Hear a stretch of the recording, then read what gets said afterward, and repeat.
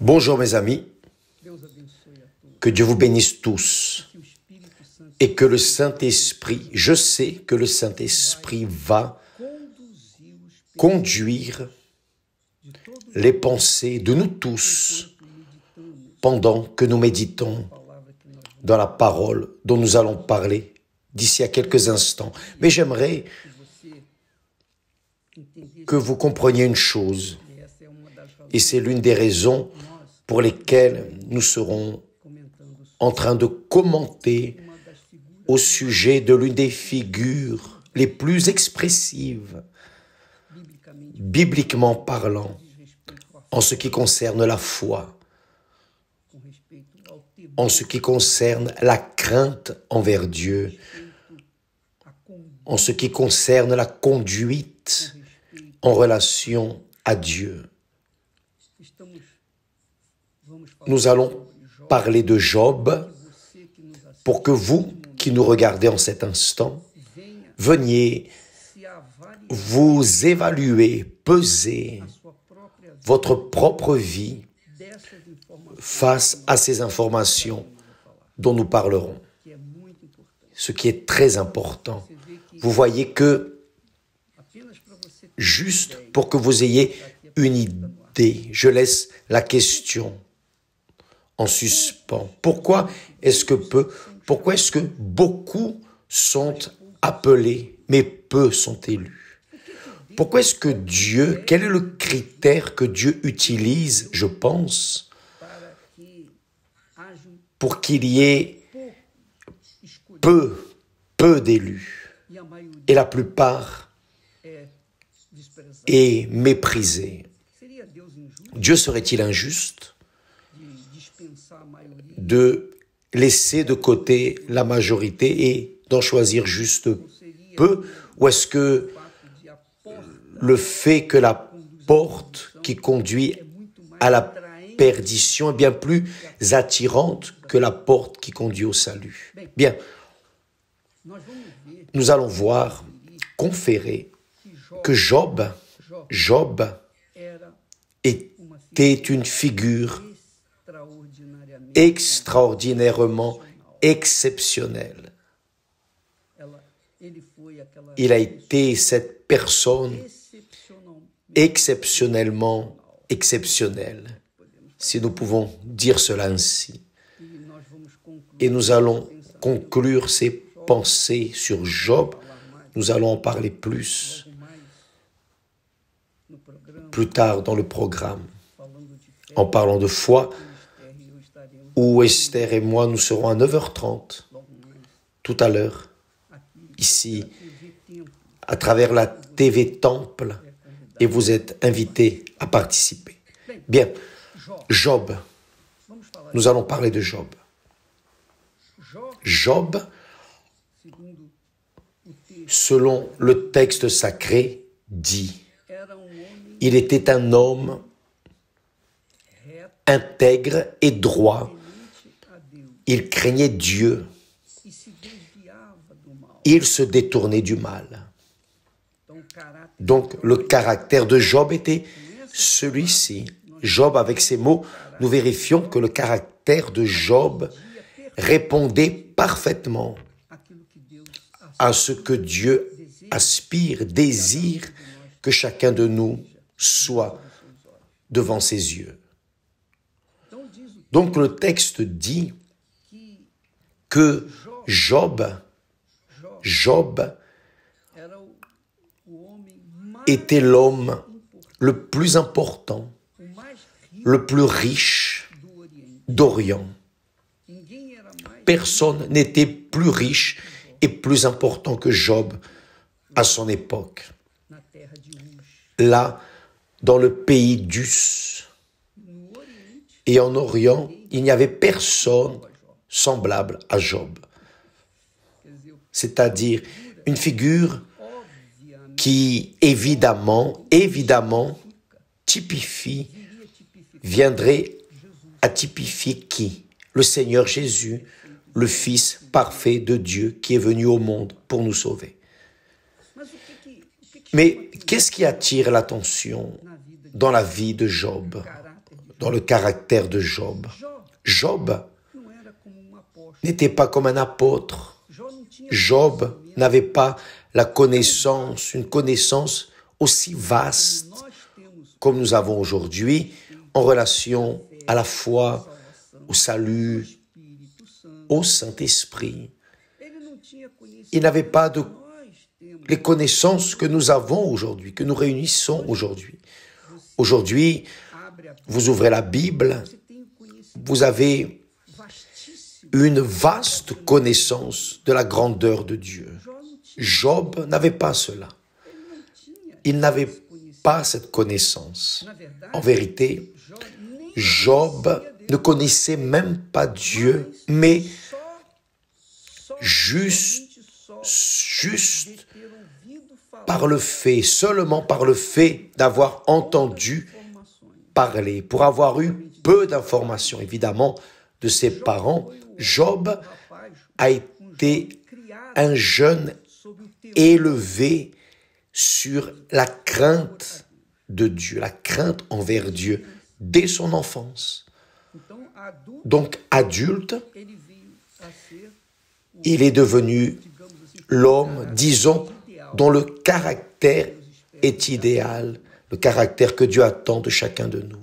Donc, Job n'avait pas de connaissances bibliques disponibles là, vérifiant ses actions comme il est écrit dans la Bible. Non, il n'y avait pas cela. Évidemment, il avait reçu ces informations de Dieu. Évidemment qu'il a utilisé ses parents et les parents de ses parents pour faire arriver jusqu'à Job les informations qu'il avait. Mais il ne connaissait pas Dieu. Il ne connaissait pas.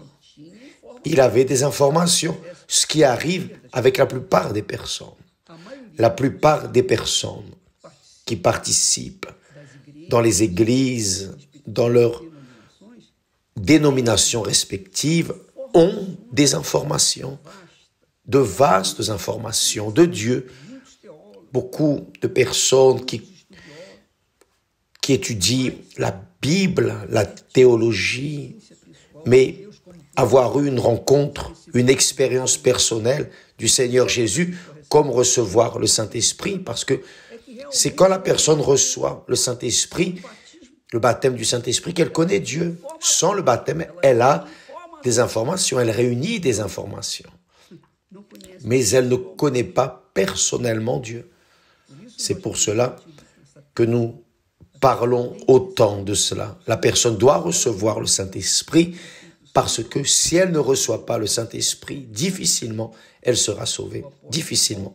L'apôtre Paul dit là que celui qui n'a pas l'Esprit de Christ ne lui appartient pas. Donc, mes amis, Job n'avait rien de cela. Il n'avait pas le Saint-Esprit, il n'y avait pas de Bible, il ne connaissait pas le nom de Dieu, le nom du Seigneur Jésus. Mais il a grandi avec peu d'informations, mais peu d'informations fondamentales, extraordinaires, capables de faire de lui un homme de caractère intègre, droit, craignant Dieu et qui se détournait du mal. Pensez bien, mes chers amis. Aujourd'hui, nous avons toutes les informations. Aujourd'hui, nous avons la prédication de l'Évangile quotidienne, 24 heures sur 24. L'Église universelle, par exemple, a ses portes ouvertes quotidiennement, de lundi à lundi. Il n'y a pas de férié, il n'y a pas de jour saint. Toute la journée, l'Église universelle est ouverte et des personnes sont là pour accueillir les affligés, les malades, les personnes opprimées, enfin, pour répondre à tous ceux qui gémissent dans ce monde. Mais Job n'avait rien de tout cela. Job avait simplement le peu d'informations que ses parents lui avaient transmises. Mais le peu d'informations ont été suffisantes pour faire de lui un homme qui certainement plaisait à Dieu. Et là est la raison pour laquelle Dieu a permis à Satan d'entrer dans sa présence. Parce que lorsque Satan est venu à la présence de Dieu, Dieu a permis. Et pourquoi a-t-il permis? Parce que il voulait que Satan sache. Il a dit à Satan, « D'où viens-tu » Et Satan répondit, « De parcourir la terre et de m'y promener. » Alors Dieu, immédiatement, a posé cette question. « As-tu remarqué mon serviteur Job? » Voyez. « As-tu remarqué mon serviteur Job? » Il n'y a personne, voyez, il n'y a personne comme lui sur la terre. C'est glorieux. C'est magnifique. Dieu parlant, disant que Job était inégalable. Il était unique, singulier. C'est un homme intègre et droit, craignant Dieu et se détournant du mal, se détournant du péché, c'est-à-dire un homme qui était le caractère de Dieu ici sur terre. Et Satan, évidemment, a dit, il est intègre, droit, craignant Dieu et se détourne du mal, parce que l'Éternel l'a béni, il est l'homme le plus riche de tout l'Orient. Tu lui as tout donné, c'est-à-dire Satan reconnaît que toutes les richesses viennent des mains de Dieu. Et même ainsi, les personnes ne considèrent pas cela. Les riches laissent la foi, abandonnent la foi dans le Dieu vivant pour confier dans l'argent, dans leur richesse. Bien, Satan alors a dit, c'est parce qu'il est si riche, si fort et si béni, c'est pour cela qu'il est ce que tu dis. Mais Dieu l'a livré, a laissé Job entre les mains de Satan. Et Satan alors a détruit, a fait ce qu'il a fait dans la vie de Job. Mais Job, même face à tout l'enfer qu'il a vécu, ajouté à sa femme, qui a suggéré qu'il maudisse Dieu et meure, Job s'est maintenu fidèle et il n'a pas péché contre l'Éternel. Il n'a pas péché. Ce qui est différent des jours actuels. Les personnes sont fidèles, loyales à Dieu. Beaucoup sont loyales envers Dieu tant que tout va bien. Mais lorsque les choses vont mal, les personnes abandonnent Dieu comme si Dieu était responsable du mal dans leur vie. Pensez bien, mes amis, quelle est votre foi? Quelle est la foi qui dirige votre vie? Dans les bons jours, vous avez une foi en haut. Dans les jours mauvais, vous avez une foi en bas, c'est cela? Est-ce que cela plaît à Dieu? Bien, Job, aussi bien dans la richesse que dans la pauvreté, aussi bien dans la santé physique que dans la maladie extrême. Il est resté, disons, lépreux de la tête aux pieds. Le texte dit qu'il se grattait avec un tesson, abandonné par tout et par tous, n'ayant que 3 amis qui venaient lui dire « Oh, tu as dû faire quelque chose d'erroné, c'est pas possible. Et Job était innocent. Job a préservé son caractère fidèle envers Dieu. Il a maintenu son caractère intègre, droit, craignant Dieu et se détournant du mal dans toutes les circonstances. Parce que il était un type, un symbole de notre Seigneur et Sauveur Jésus-Christ. Alléluia. Il typifiait Jésus, mais il ne le savait pas, il ne savait pas cela. Mais aujourd'hui, nous le savons, qu'il typifiait le Seigneur Jésus. Donc, mes amis, Dieu veut être glorifié non seulement quand les jours sont beaux, merveilleux, Dieu veut être sanctifié dans nos vies, spécialement aux heures amères de la vie, dans les moments difficiles de la vie. Je me rappelle qu'au moment le plus cruel de ma vie, le plus difficile, je désirais être à la place d'un chien errant, un chien malade, méprisé, marchant, en train de chercher quelque chose à manger. Je suis arrivé à ce point, mon Dieu, je préférerais être ce chien errant qu'être, c'est-à-dire au moment le plus difficile, j'ai préféré être un animal, un vagabond, perdu, affamé, qu'être ce que j'étais. C'est-à-dire, j'ai failli, parce que ça n'a pas été ainsi avec Job. Job n'a même pas pensé à cette possibilité. Il a dit, lorsque sa femme lui a dit, « Maudis ton Dieu et meurs », il a dit,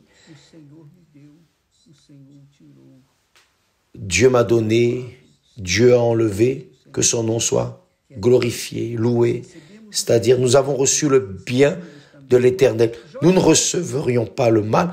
Job s'est trompé lorsqu'il a confessé cela, parce que le mal n'était pas venu de Dieu, mais de Satan.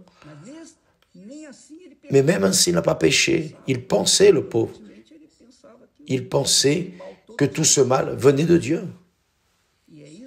Et c'est cela que beaucoup de personnes pensent, même en ayant la connaissance de Job, en ayant les informations de Job, que Satan est venu avec toutes ses forces. D'abord, il a enlevé ses enfants, il a tué ses 10 enfants. Avez-vous déjà pensé, quand une personne perd un enfant, c'est quelque chose d'extraordinairement douloureux, insupportable. Imaginons perdre 10 d'un seul coup, en une seule journée, 10. Ensuite, il est arrivé à la misère extrême. Et enfin, il est arrivé au point de rester malade, des pieds à la tête, lépreux, abandonné par tous et partout. Et ses 3 amis, entre guillemets, qui sont arrivés à lui, ne sont pas venus pour l'aider, mais juste pour l'accuser. Non, tu as dû pécher, tu as dû avoir fait ceci ou cela. Et Job était innocent. Mes amis, raisonnez, pensez, méditez dans ce livre de Job. Au moins dans les premiers chapitres, le premier et deuxième chapitre. Et ensuite, vous allez là à la fin pour en arriver à la conclusion de ce que Dieu est capable de faire dans la vie de ceux qui véritablement l'aiment et confient en lui. Que Dieu vous bénisse tous. Demain, nous serons de retour ici. Mais n'oubliez pas, nous serons, Esther et moi, nous commenterons plus au sujet de Job d'ici peu, ou plutôt à 9h30 sur la TV Temple qui est disponible à tous et gratuitement, d'accord? Que Dieu vous bénisse et à demain au nom du Seigneur Jésus. Amen.